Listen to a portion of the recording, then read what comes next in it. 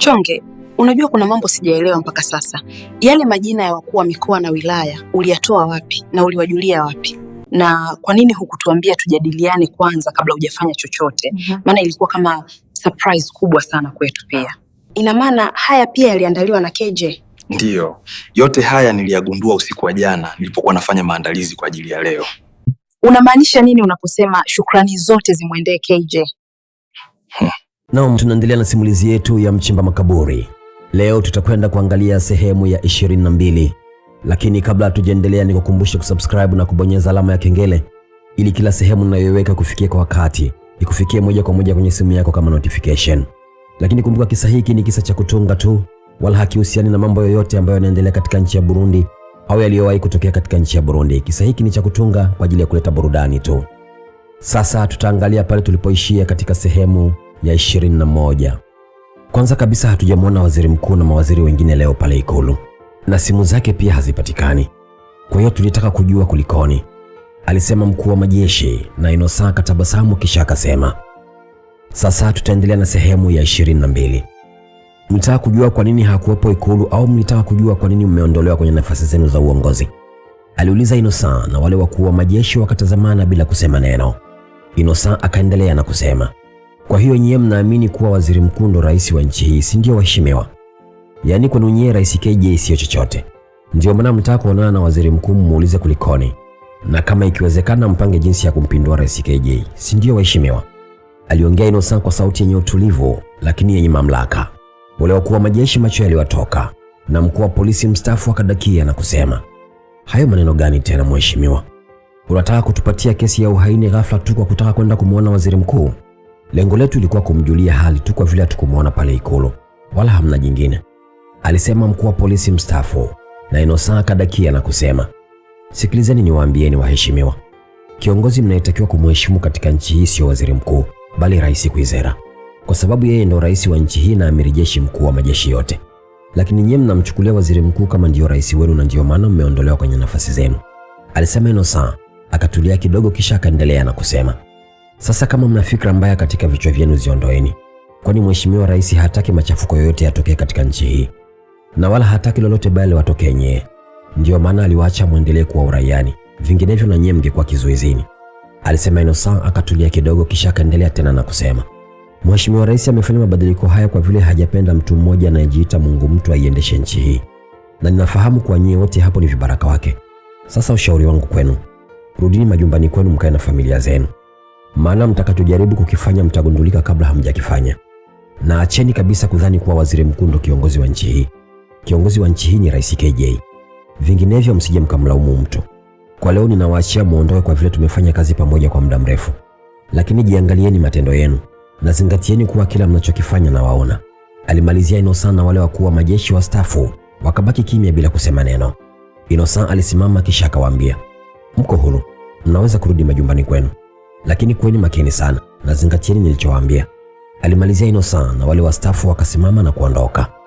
Jioni hiyo Chonge alikuwa amekaa sebuleni na mke wa rais wakifanya tathmini ya tukio zima lililotokea. Chonge, unajua kuna mambo sijaelewa mpaka sasa. Yale majina ya wakuu wa mikoa na wilaya uliyatoa wapi na uliwajulia wapi? Na kwa nini hukutuambia tujadiliane kwanza kabla hujafanya chochote? Maana ilikuwa kama surprise kubwa sana kwetu pia, alianza kwa kusema mke wa rais. Na Chonge akatabasamu kisha akasema, mheshimiwa, muda wa kuanza kujadili majina ya wakuu wa mikoa na wilaya haukuwepo tena, kwani tulikuwa sana nyuma ya muda. Kila kitu tulitakiwa kukifanya kwa haraka, lakini pia naweza nikasema shukrani zote zimwendee rais KJ, kwani yeye ndo alirahisisha kila kitu, alisema Chonge. Na mke wa rais akamtazama kama mtu ambaye hajamuelewa na kusema, unamaanisha nini unaposema shukrani zote zimwendee KJ? aliuliza mke wa rais. Na Chonge akatabasamu tena kisha akasema, unajua rais KJ alikuwa ameandaa kila kitu, lakini waziri mkuu ndo alikuwa kikwazo kikubwa kwake kama mjuavyo. Haya majina ya wakuu wa mikoa na wilaya yote yalikuwa kwenye mafaili ya rais KJ. Mimi nilichofanya ni kutekeleza pale aliposhindwa kumalizia, alisema Chonge. Na mke wa rais akadakia kwa hamaki, ina maana haya pia yaliandaliwa na KJ? Ndiyo, yote haya niliyagundua usiku wa jana nilipokuwa nafanya maandalizi kwa ajili ya leo, alisema Chonge. Na mke wa rais akatulia kidogo kisha akasema, kumbe kweli rais KJ alikuwa na nia ya kufanya mabadiliko, lakini tatizo lake kubwa alikuwa muoga na alikuwa hana mipango. alisema mke wa rais kama anajisemea mwenyewe, kisha akamgeukia Chonge na kumwambia, wewe Chonge sio muoga na unajua nini ufanye na kwa wakati gani. Unafaa kabisa kuwa rais wa nchi, alisema mke wa rais akimwangalia Chonge kwa tabasamu, kisha akaendelea na kusema, tena nimekumbuka kitu. Ile hotuba pia uliandaa usiku huo huo. Mbona hukuniambia kama kuna hotuba unaiandaa tuijadili? Alihoji mke wa rais, na Chonge akatabasamu tena kisha akasema, kwanza kama nilivyokwisha kusema, muda wa kujadiliana vitu haukuwepo tena mheshimiwa. Na hata muda wa kuandaa hiyo hotuba pia haukuwepo. Hiyo hotuba ilinijia kichwani tu nikiwa pale pale jukwani. Kwa sababu isingewezekana nifanye teuzi alafu niwaapishe watu tu kisha niondoke bila kusema chochote au kuwapa maneno ya kuwasisitiza kufanya kile walichoteuliwa kufanya. Lazima watu wangejiuliza maswali, alisema Chonge, na mke wa rais akahamaki. Unamaanisha yale maneno uliyabuni pale pale jukwani? Kweli Chonge, wewe ni genius. Sio siri wewe ni rais halisi wa nchi hii, alisema mke wa rais, na Chonge akatabasamu kisha akasema, usiseme hivyo mheshimiwa. Rais wa nchi hii yupo. Mimi namsaidia tu. Kwanza nimekumbuka kitu. Kama hili swala litakaa sawa ndani ya muda mchache, unaonaje kama tukifanya safari ya kwenda kumwona Rais KJ hospitali? Au unasemaje? Alisema Chonge, na mke wa rais akadakia na kusema, umeniwahi tu. Mwenyewe nilikuwa nasubiria hili jambo likae sawa ndo nikwambie twende wote tukamwone, alisema mke wa rais, na Chonge akamwangalia kisha akasema, na imani unawasiliana na hospitali huko aliko. Anaendeleaje kwa sasa? Yaani hali yake ikoje kwa sasa? Aliuliza Chonge, na mke wa rais akatulia kidogo kisha akasema, bado yupo kwenye koma. Walisema wananisubiria mimi nifike ili niwaruhusu sasa wamfanyie upasuaji. Na mimi nisingeweza kutoka hapa mpaka nchi hii ikae sawa. Ndio maana nikasema nilikuwa nasubiria ili swala likae sawa ili nikwambie twende wote tukamwone, alisema mke wa rais, na Chonge akatulia kidogo. Lakini kabla hajasema kitu, Innocent aliingia pale sebuleni. Akawakuta Chonge na mke wa rais wakiongea. Alipofika Innocent alikaa kisha akasema, mheshimiwa, nadhani kila kitu kiko sawa hadi sasa. Lakini je, hawa mawaziri tutaendelea kuwashikilia hadi lini? Maana nasikia waziri mkuu amekuwa mkali sana, akisisitiza aletwe hapa ili aonane na wewe, alisema Innocent, na mke wa rais naye akadakia na kusema, ni kweli kabisa mheshimiwa. Jambo hili tayari limefanyika.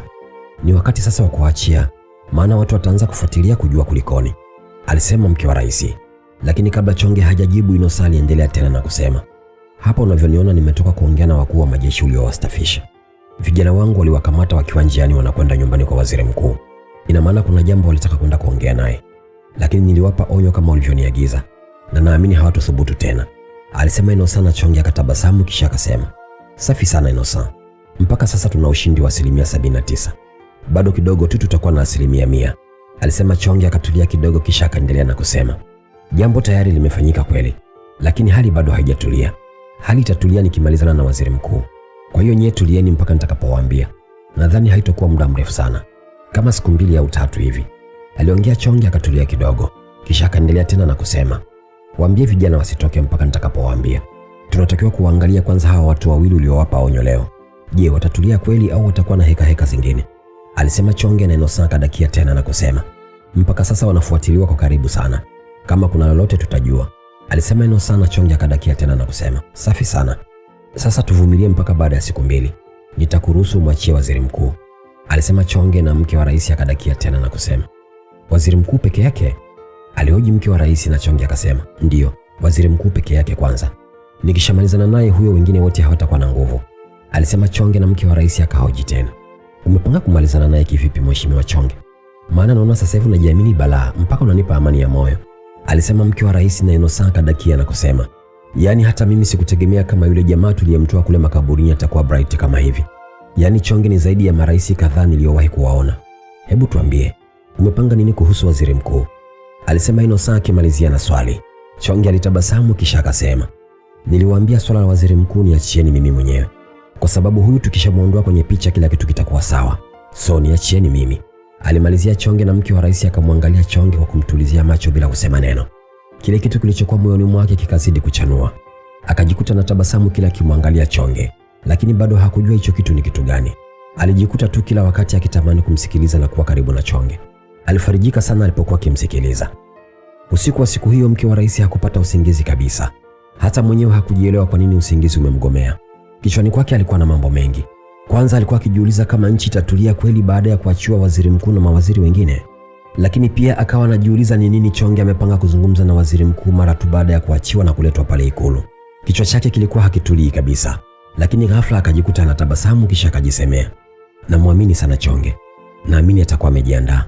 Alijisemea kisha akatabasamu tena.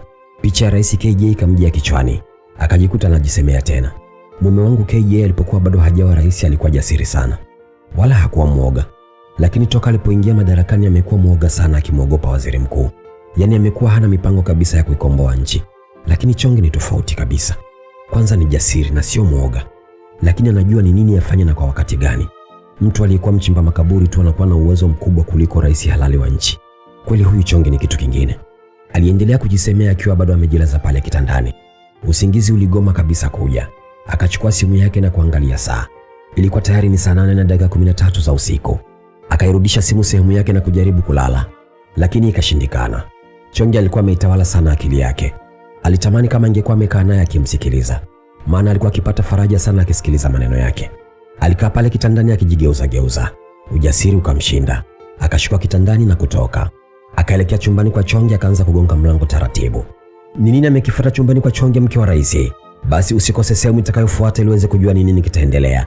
Lakini kumbuka kusubscribe na kubonyeza alama ya kengele ili kila kitu ninachokiweka kikufikia kwa wakati moja kwa moja kwenye simu yako kama notification. Lakini pia kumbuka kuniambia unanifuatilia kutoka sehemu gani, kutoka nchi gani na mkoa gani. Hii inanipa motisha mimi kuendelea kukuletea vitu vizuri zaidi. Lakini pia kumbuka simulizi hii ni simulizi ya kutunga kwa ajili ya kuleta burudani, wala haihusiani na kitu chochote kinachotokea au kilichowahi kutokea katika nchi ya Burundi. Simulizi hii imeandikwa na kuletwa kwako na mimi Director Mo. Tukutane next time. Ciao.